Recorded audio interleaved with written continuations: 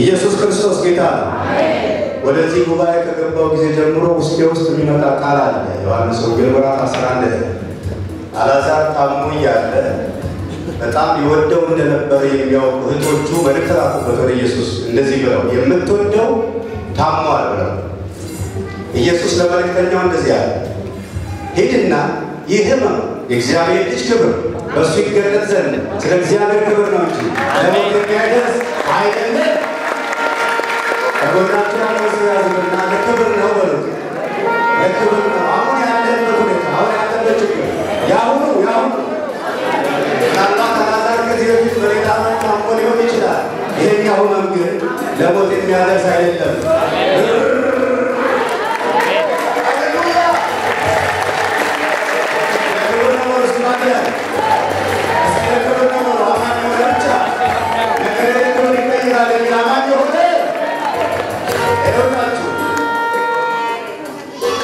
የምትወደው ታሟል ብለው ኢየሱስ ጋር የላኩበት ኢየሱስ አንዳንድ ጊዜ ቤታቸው እየመጣ ማዕድ ስለተቋረጠ ነው፣ ህብረት ስላደረገ ነው አይደል? እስኪ ጌታ እንደሚወዳቸው እርግጠኛ ናቸው። ለእኛ የሚበልጠው መውደዱን መስቀል ላይ የገለጠልን። አሜን። ማዕድ በመቁረስ አይደለም፣ ቤታቸው በመምጣት አይደለም፣ በሞት ገልጦልናል። ጌታ ይወደኛል የሚል ሰው ስለዚህ ክብር አሜን። ኢየሱስ አይደል? ስለዚህ አሁን ጨምረን እናመሰግነዋለን። አላውቅም ጊዜ ወስጄ ይሁን ግን ጨምር ይለኛል። እስኪ በጭብጨባ ታዲያ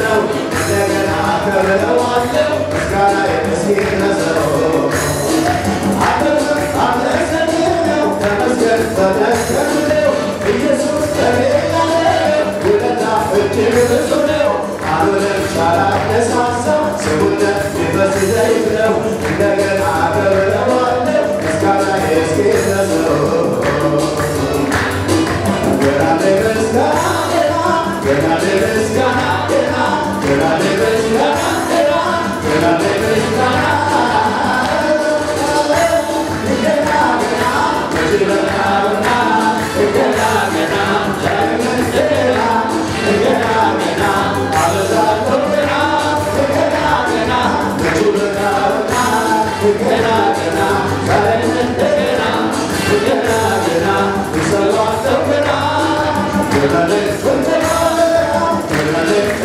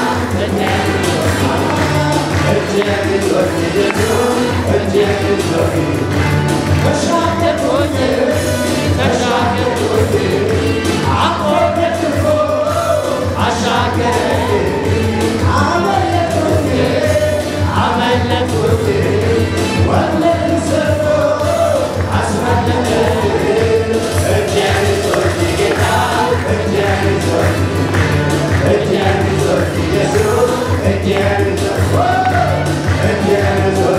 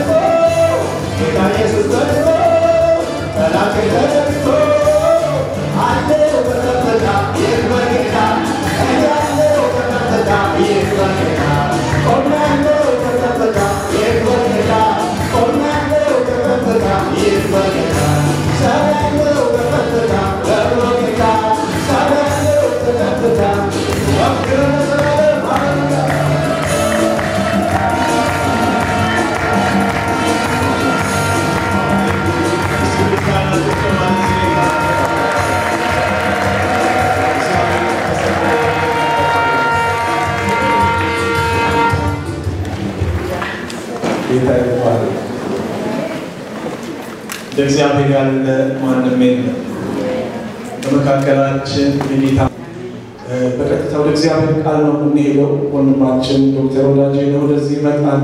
እንኳን በደህና መጣህ ነው እንደገና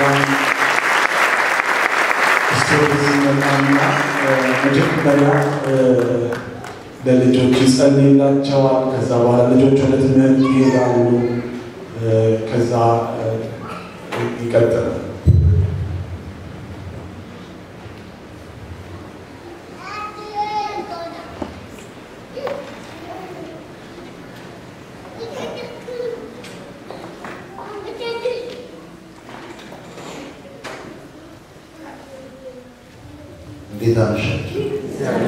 እግዚአብሔር ይመስገን። ልጆቻችንን ጸልይ ያስቀድም። ሰራዊት ጌታ ቅዱስ እግዚአብሔር ሆይ እናመሰግናለን ስለሰጠን ስለነዚህ በረከቶቻችን ያንተ ስጦታ ናቸውና እግዚአብሔር ሆይ አንተ ለነዚህ ቤተሰቦች እነዚህ ልጆች ስለሰጠን እናከብርሃለን።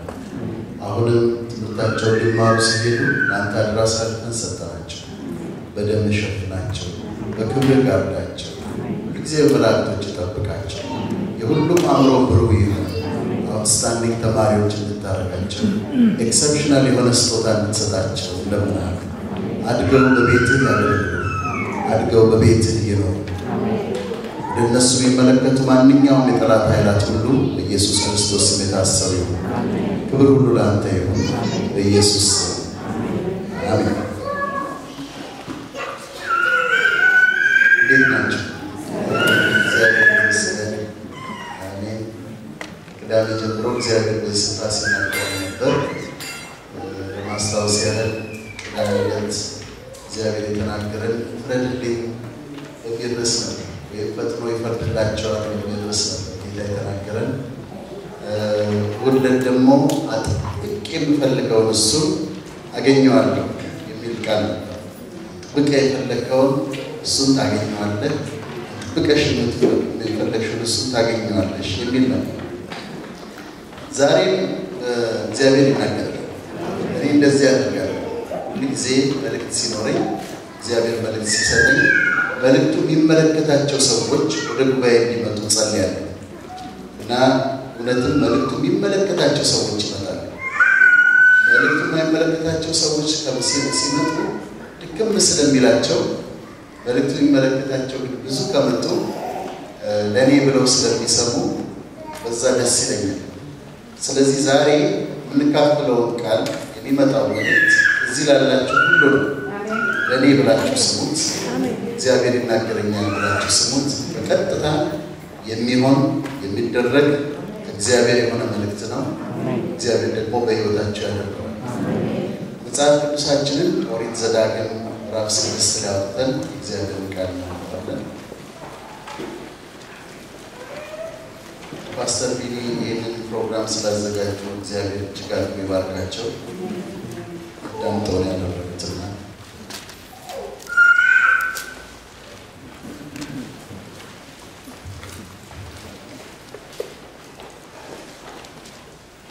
ዘዳግም ምዕራፍ 6 ቁጥር 10 ጀምሮ በጌታ በኢየሱስ ስም አነባለሁ። አምላክ እግዚአብሔር ለአንተ ሊሰጣት ለአባቶች ለአብርሃምና ለይስሐቅ ለያዕቆብ ወደ ማለላቸው ምድር ምዕራፍ 6 ዘዳግም አምላክ እግዚአብሔር ላንተ ሊሰጣት ለአባቶች ለአብርሃምና ለይስሐቅ ያዕቆብም ወደ ማለላቸው ምድር ባገባህ ጊዜ ያልሰራሃቸውንም ታላቅና መልካም ከተሞች ያልሞላሃቸውንም ሀብትን የሞሉ ቤቶች ያልማሳቸውንም የተማሱ ጉድጓዶች ያልተከልካቸውንም ወይንና ወይራ በሰጠህ ጊዜ በበላህና በጠገብህ ጊዜ በዚያን ጊዜ ከግብፅ ምድር ከባርነት ቤት ያወጣህን እግዚአብሔርን እንዳትረሳ ተጠንቀቅ።